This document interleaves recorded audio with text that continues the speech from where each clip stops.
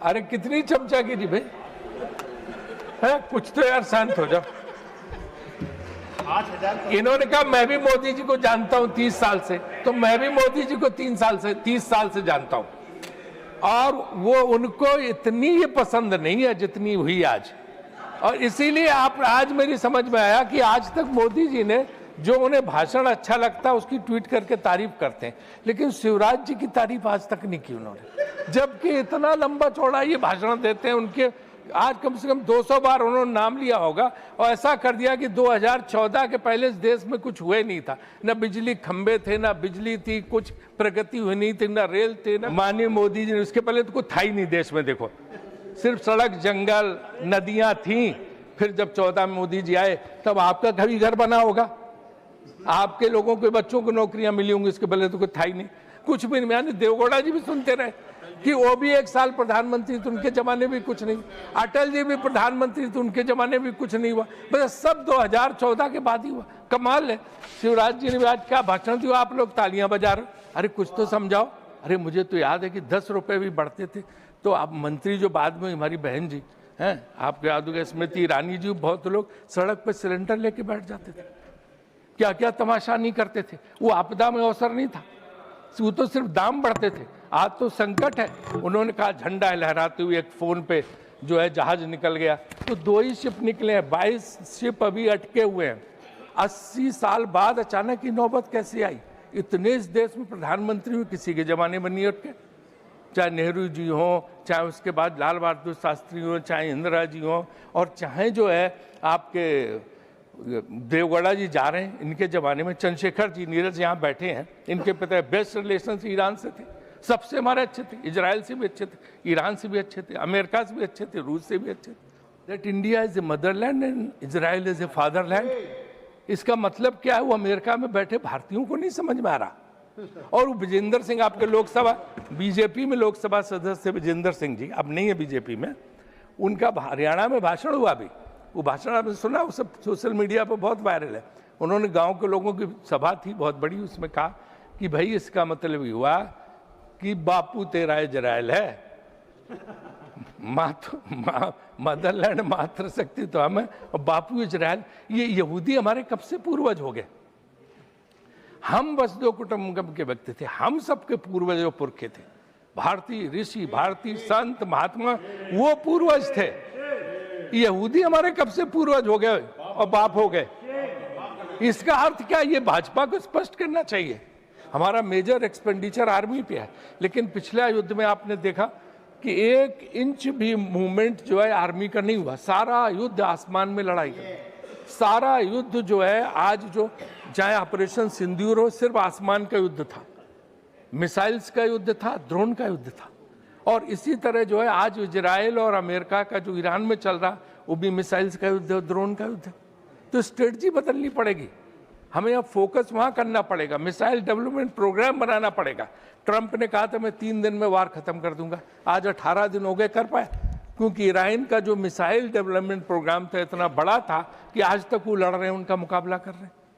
तो इसलिए जो है हमें भी अपनी रणनीति ढंग से सोचनी पड़ेगी कि हम जो पैसा दे रहे हैं अतिरिक्त जो है बजट के प्रावधानों में, तो हम उसको खर्च कहाँ पे करें? मिसाइल डेवलपमेंट प्रोग्राम और उसके साथ साथ जो है टेक्नोलॉजी डेवलपमेंट। इन्होंने कल कहा था कि रिसर्च डेवलपमेंट R&D पे खर्च होना चाहिए, तो मैं भी इस बात का समर्थन हूँ कि उसको करना चाहिए।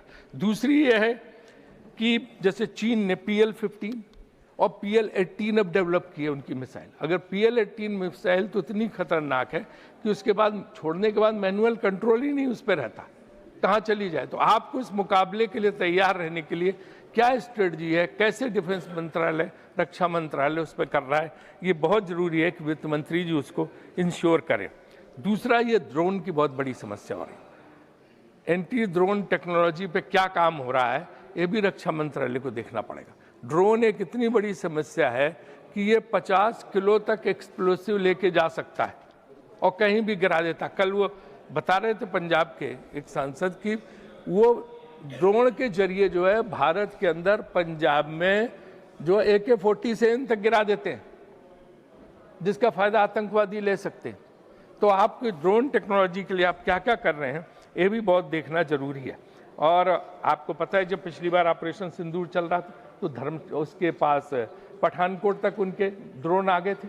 हमें आईपीएल का मैच स्थगित करना पड़ा था, खत्म करना पड़ा था, क्योंकि वहाँ से 50 किलोमीटर की दूरी पर सिर्फ धर्मशाला स्टेडियम था। तो ड्रोन की समस्या के लिए भी क्या क्या आप कर रहे हैं, ये आपको ध्यान देना होगा, जो बजट में प्रावधान है उसके लिए। एक चीज़ ऐसी है जिसके लिए मैं निर्मला जी को नहीं जिम्मेदार मानता हूँ, उसके लिए विदेश मंत्रालय जिम्मेदार है, लेकिन उनको पैसा देना पड़ता है उसके लिए भी। बीजेपी, और मुझे लगता है कभी कभी बीजेपी वाले भी अच्छी बात करने थे, अपने भाषणों में कहते थे। पहले काफ़ी दिनों तक वो बोलते रहे कि कुछ है ही नहीं, कुछ संकट है ही नहीं, विपक्ष बेवजह तमाशा खड़ा कर रहा, किसी किस्म का संकट नहीं। कल और परसों के जो हमने भाषण सुने, अरुण सिंह जी का भाषण और कुछ लोगों के भाषण, नड्डा जी का भी, जिन्होंने माना कि संकट है, अब उन्होंने उसकी जो है नैरेटिव बदल दिया। अब वो कहते हैं संकट है, लेकिन विपक्ष आपदा में भी अवसर ढूंढ रहा है। विपक्ष जो है संकट में साथ नहीं दे रहा है। अभी गैस वगैरह का संकट है, गैस एलपीजी का संकट है, उसमें विपक्ष अवसर देख रहा। अरे मुझे तो याद है कि 10 रुपये भी बढ़ते थे तो आप मंत्री जो बाद में हमारी बहन जी हैं, आपको याद होगा स्मृति ईरानी जी, बहुत लोग सड़क पर सिलेंडर लेके बैठ जाते थे, क्या क्या तमाशा नहीं करते थे। वो आपदा में अवसर नहीं था, वो तो सिर्फ दाम बढ़ते थे। आज तो संकट है। अब ये एक नया शुरू हुआ कि हमने वो विदेश नीति पूरी तरह से उलट दी। अब हम ऐसे चले गए कि हम बिल्कुल जो है इजराइल के ब्लॉक में शामिल हो गए, उसके गुट में शामिल हो गए। और जो है वो सबीर भाटिया, जिसका हॉटमेल होता है तो बहुत बड़ा आईटी का है अमेरिका को, उसने एक लाइन लिखी ट्वीट में अपने कि I am still not able to understand what does it mean that India is a motherland and Israel is a fatherland. इसका मतलब क्या है, वो अमेरिका में बैठे भारतीयों को नहीं समझ में आ रहा। और वो विजेंद्र सिंह, आपके लोकसभा बीजेपी में लोकसभा सदस्य विजेंद्र सिंह जी, अब नहीं है बीजेपी में, उनका हरियाणा में भाषण हुआ। अभी वो भाषण आपने सुना, वो सब सोशल मीडिया पर बहुत वायरल है। उन्होंने गांव के लोगों की सभा थी बहुत बड़ी, उसमें कहा कि भाई इसका मतलब ये हुआ कि बापू तेरा इजराइल है, मदरलैंड मातृशक्ति तो हम है और बापू इजराइल। ये यहूदी हमारे कब से पूर्वज हो गए? हम बस दो कुटुंबकम के व्यक्ति थे, हम सबके पूर्वज और पुरखे थे। भारतीय ऋषि, भारतीय संत, महात्मा वो पूर्वज थे। यहूदी हमारे कब से पूर्वज हो गए और बाप हो गए? इसका अर्थ क्या? ये भाजपा को स्पष्ट करना चाहिए कि कब से यहूदियों को उन्होंने पूर्वज मान लिया। हम पूर्वज थे, भारत के लोग पूर्वज थे, हमारे राम कृष्ण, हमारे ऋषि मुनि वो हम थे।